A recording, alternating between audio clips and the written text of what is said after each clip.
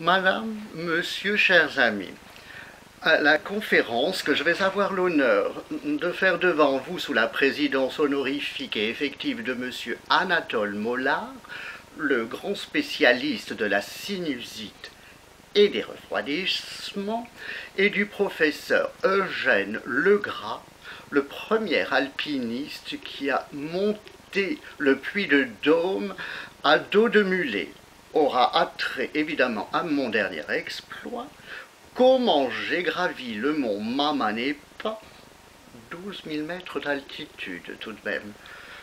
Je ne m'étendrai pas davantage sur moi-même, d'autres l'ont déjà fait. Je rappellerai brièvement le titre de mes dernières conférences données à l'issue de mes autres voyages.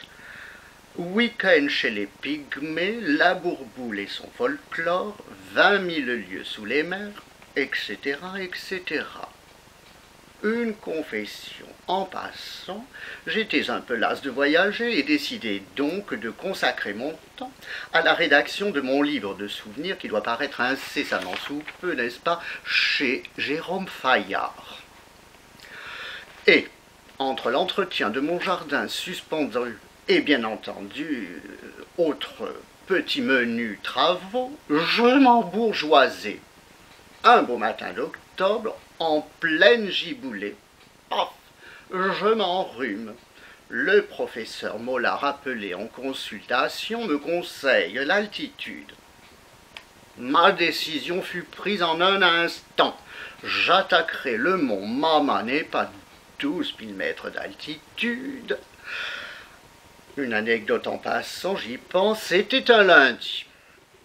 Nanti d'une bourse délivrée par les échanges culturels et du musée de la femme, je décidai de partir dans de plus mauvaises conditions possibles.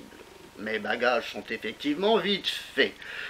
Un bon tricot en orlon, un pot de Saint-Doux pour enduire mes chairs, et, le plus important bien sûr, le drapeau français, qui m'avait été offert par les anciens de la pétanque de Roubaix, dont vous connaissez tous la devise. Prends ta boule à deux mains, mon cousin. Voilà. Donc, je décidai de faire ce voyage dans les plus mauvaises conditions et de partir en stop, du moins jusqu'à Marseille. Je me postai donc sur le bord de la route et attendis un véhicule motorisé. Au bout de 3 heures, un motocycliste me prit en croupe. Un vrai régal. Pour m'emmener dans sa famille à 10 kilomètres de là et qui m'offrait une grange pour y passer la nuit. Ma grande aventure commence. Je passerai sur les différentes péripéties de mon voyage. Ma journée à Béziers, sans intérêt, mon bain dans le Gange, mon vernis en ronde qui s'était versé dans ma valise. Oh, il y en avait de partout. Pour en arriver au cœur même du Tibet, dans la petite ville de Kungsengju. Dernière halte avant l'ascension. Deux choses préoccupaient mon esprit. La première, acheter des provisions de bouche. Et la deuxième, bien entendu, trouver des indigènes pour m'indiquer le meilleur chemin.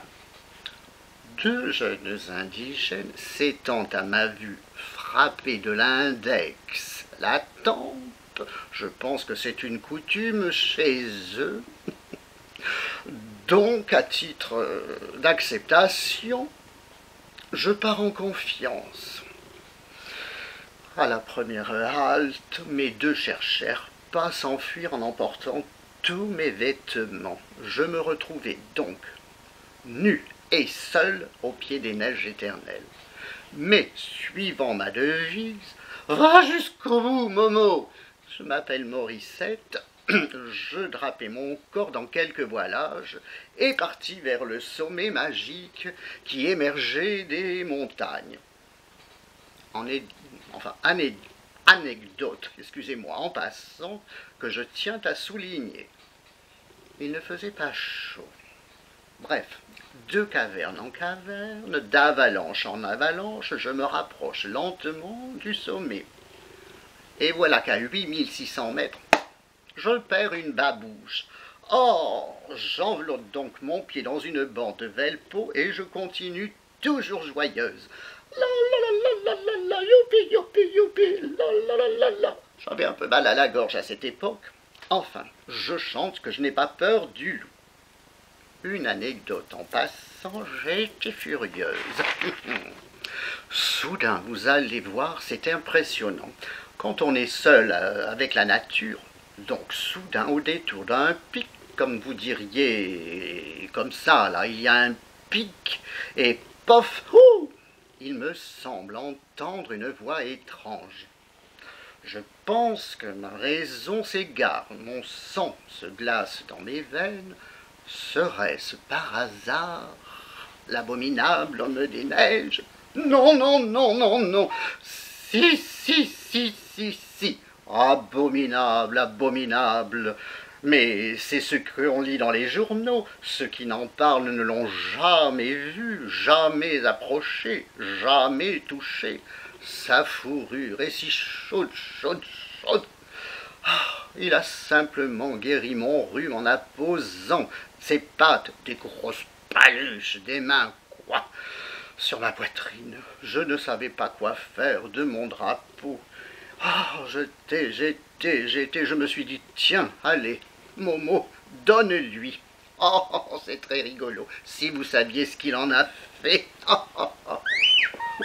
Oui, oui, Raymond, j'arrive. 2 minutes. Il est impatient. Oui, oui, je l'ai ramené, il est là. Oui, attends, Momo, Momo. Il y a des moments, je vous dis, il est abominable. J'arrive, mon petit bouchon, j'arrive.